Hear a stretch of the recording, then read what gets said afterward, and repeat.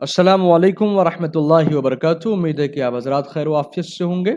इससे पहले हमने बाग़ बहार का मीर अमन और उससे पहले अहमद जमाल पाशा और दीगर मुसन्निफ़ीन के जो भी आपकी किताब में कह लीजिए कि मज़ामीन है वो लेकर के मैं हाज़िर हुआ था। आज का जो ख़ास सबक है वो मंटू साहब का लिखा हुआ मशहूर मुख्तसर अफ़साना तोबा टेक सिंह है, जो आपकी किताब में शामिल है। ज़रा इनका जो ऑब्जेक्टिव हो सकता है 25 सवालात हैं, इनके जवाबात आप मेरे साथ दीजिएगा और साथ ही साथ अपना स्कोर ज़रूर कमेंट किया कीजिए। और चलिए, अगर कमेंट नहीं कर सकते तो कम से कम ये है कि आप अपना तज्ज़िया ज़रूर करते रहिएगा। ठीक है, शुरू करते हैं।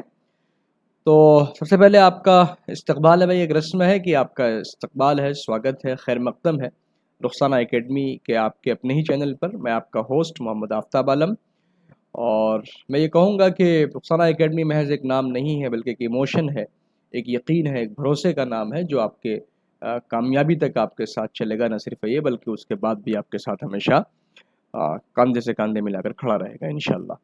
तो चैनल को सब्सक्राइब कर दीजिएगा, लाइक कर दीजिएगा, वीडियो को शेयर कर दीजिएगा, सदका जारिया समझ करके। क्या फ़ायदा कि भाई आप खुद देख करके रह जाए, नहीं, आप खुद भी देखें और अपने दोस्तों को भी दिखाएं।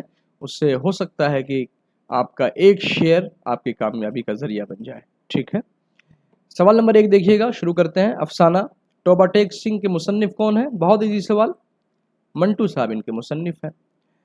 हसन मंटू की सादत हसन मंटू की पैदाइश कब हुई? तो 11 मई 1912 को इनकी पैदाइश हुई थी। सिमराला ज़िला लुधियाना पंजाब में हुई थी, है ना। तो सादत हसन मंटू की पैदाइश किस ज़िले में? बताया मैंने आपको, लुधियाना में हुई थी। लुधियाना लिखा गया, लुधियाना लिखना चाहिए, टाइपिंग एरर है, देख लीजिएगा। मंटू साहब के वालिद का क्या नाम था? जी, ख्वाजा गुलाम हसन वालिद का नाम था, और उनके वालिद साहब जो है एक सेशन जज भी थे, है ना। सादत हसन मंटू के वालिदा का क्या नाम था? तो सरदार बेगम इनकी वालिदा का नाम था। ठीक है।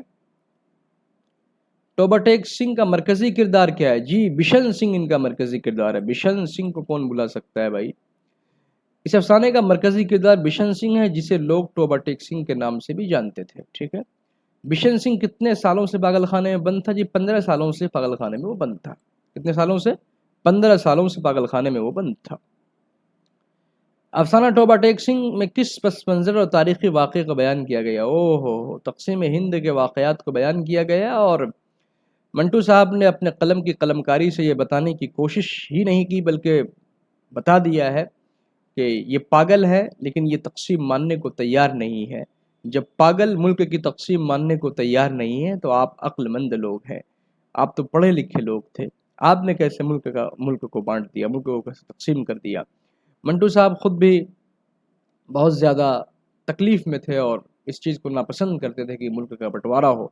वो नहीं चाहते थे, हालांकि वो बाद में पाकिस्तान चले गए, लाहौर चले गए, लेकिन वो इस दिलखराश मंज़र को लिख करके गए कि जब लोग अपने मुल्क से जुदा होते हैं और किस तरीके से उनके दिल में जो कह लीजिए कसक होती है, एक टीस होती है, उनको लफ्ज़ों में बयान नहीं किया जा सकता। तो बहरहाल तक़सीम मुल्क सिर्फ़ एक हादसा नहीं था, बल्कि क़यामत तक बाक़ी रहने वाला वो वाक़या बनकर रह गया है।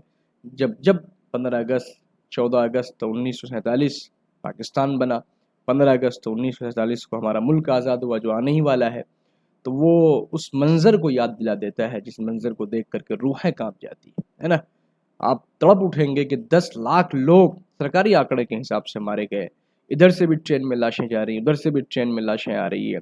यानी हालात इतने नाजुक तरीन है कि ट्रेनों में लाशें भर के भेजी जा रही हैं एज ए गिफ्ट। तो क्या माहौल रहा होगा। बहरहाल मैं चाहता हूँ कि अब किसी मुल्क का दोबारा इस तरह से लाशों के ढेर पे तकसीम ना हो। चलिए, बिशन सिंह का गांव तोबा टेक सिंह तकसीम के बाद कहाँ? पाकिस्तान चला गया था भाई, है ना। बिशन सिंह का दोस्त फजलदीन उससे मिलने पागल खाने क्यों आया था भाई? उसकी खैरियत बताने के लिए और सामान देने के लिए आया करता था, उनकी आदत थी आने की। और उनकी जो बेटी थी बिशन सिंह की, रूप उसका नाम था, रूप कौर, उनका सलाम का तोहफा भी लाया था वो। बिशन सिंह की बेटी का क्या नाम था? जी, रूप कौर, मैंने बताया आपको ना, रूप कौर।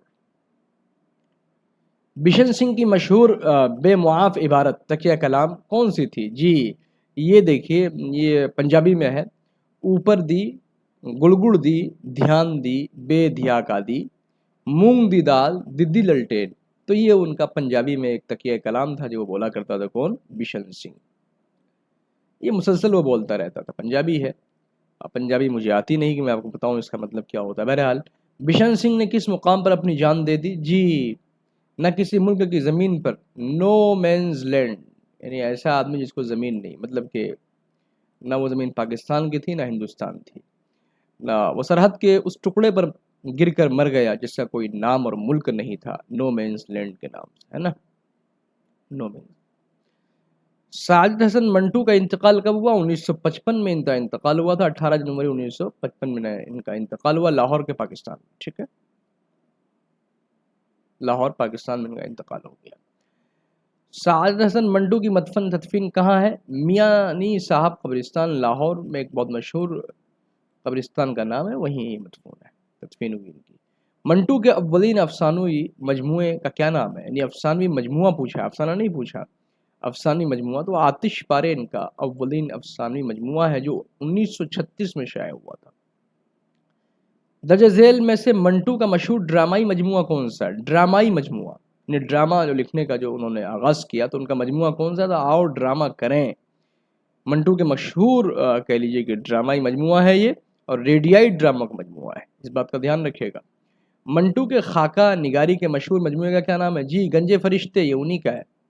گنجے فرشتے اور لاؤڈ اسپیکر منٹو کے لکھے ہوئے خاکوں کی زبردست مجموعہ ہے. ٹھیک ہے. افسانہ ٹوبہ ٹیک سنگھ میں پاگل خانے کے ہندو اور سکھ پاگلوں کو کہاں بھیجا جا رہا تھا بھائی؟ کہاں بھیجا گیا؟ ظاہر سی بات ہے کہاں بھیجا جائے گا؟ پاکستان سے ہندوستان بھیجا جا رہا تھا، ہندوستان بھیجا جا رہا تھا. معاہدے کے تحت لاہور کے پاگل خانے کے ہندو سکھ پاگلوں کو ہندوستان بھیجا جا رہا تھا. بشن سنگھ کس درخت پر چڑھ کر بیٹھ گیا تھا کہ میں نہیں جاؤں گا؟ پیپل کے پیڑ پر چڑھ کے وہ بیٹھ گیا تھا. ساجد حسن منٹو نے فلموں کے لیے مکالمے اور کہانیاں کس شہر میں لکھی؟ ممبئی میں لکھی صاحب، یہ بھی کوئی کہنے کی بات ہے. بالی ووڈ کے لیے اسکرپٹ لکھا انہوں نے. ٹوبہ ٹیک سنگھ کی صنف ادب کیا ہے بھائی؟ مختصر افسانہ ہے. افسانہ نہیں، مختصر افسانہ ہے نا. جن کی کوالٹی یہ ہے، دیکھو افسانہ اور مختصر افسانے میں ایک بیسک فرق ہے، اس کو جان لیجئے کہ وحدت تأثر ہوتا ہے، یعنی یگانگی، یکجہتی، اور ایک ہی نشست میں مکمل ہو جائے، یعنی اتنا انٹرسٹنگ ہو کہ پڑھنے والا اس کو ایک ہی نشست میں پڑھے بغیر اٹھے ہی نہیں، تو وہ کیا کہلاتا ہے؟ مختصر افسانہ کہلاتا ہے. ٹھیک ہے. ہاں، سوال نمبر 23 دیکھے گا. منٹو نے آل انڈیا ریڈیو میں کہاں ملازمت کی؟ دلی میں کی تھی بھائی. سوال نمبر 24، ٹھنڈا گوشت اور کھول دو کس کے مشہور افسانے ہیں؟ منٹو کے ہیں، اور یہ بہت مشہور ہیں. ارے منٹو صاحب تو منٹو صاحب ہیں. گیلی شلوار، ایک پر ایک لکھے اور اس پہ خوب مقدمات چلے. اور آپ کو بتاؤں یہ میرے بہت فیوریٹ ہیں، جو باتیں انہوں نے لکھی ہے وہ سن کر کے اور پڑھ کر کے مطلب سماج کی عکاسی کی ہے. اور کیا کہا کہ بھائی داڑھی کے تعلق سے ان کا ایک اسٹیٹمنٹ ہے کہ بہت سے مرد داڑھی اس لیے بھی رکھ لیتے ہیں جیسے بہت سی عورتیں زنا کر کے برقع پہن لیتی ہیں. اور ایک بہت اس کا فیمس ہے جو مجھے بہت اچھا لگتا ہے، وہ یہ کہ میرے شہر کے شریفوں سے ملنا چاہتے ہو، طوائف کے کوٹھوں پر جاؤ، شہر کے سارے ہی شریف وہیں ملیں گے. تو یہ ان کے اسٹیٹمنٹ. تو بہرحال بہت زندہ دل آدمی تھے. سوال نمبر 25، ٹوبہ ٹیک سنگھ کس درسی کتاب میں شامل ہے؟ جی، کہکشاں حصہ 2 میں شامل ہے، آپ کے بہار بورڈ میں BSAB میں. تو یہ رہا آج کا 25 سوال کا تفصیلی نہیں بلکہ مختصر اور ایجاز میں ان کے جوابات. میں امید کرتا ہوں کہ آنے والے ایگزام میں آپ کے لیے کافی بینیفیشیل ہوں گے یہ. اور ایسے ہی آپ دیکھیے پریکٹس کرتے رہیے تاکہ ایگزام آپ اچھے سے کوالیفائی کر سکیں، اچھا نمبر لا سکیں، اور ایک اچھی تیاری کو ایک نئی جہت کے ساتھ آگے بڑھا سکیں. اور آپ بے فکر رہیے، ان کے جو الفاظ و معانی ہیں یا پھر ان کے جو شارٹ آنسرز ہیں میں وہ سب کچھ لے کر آؤں گا، مکمل تیاری کراؤں گا آپ کو. آپ بے فکر رہیے، اردو کے تعلق سے آپ نشچنت رہیے.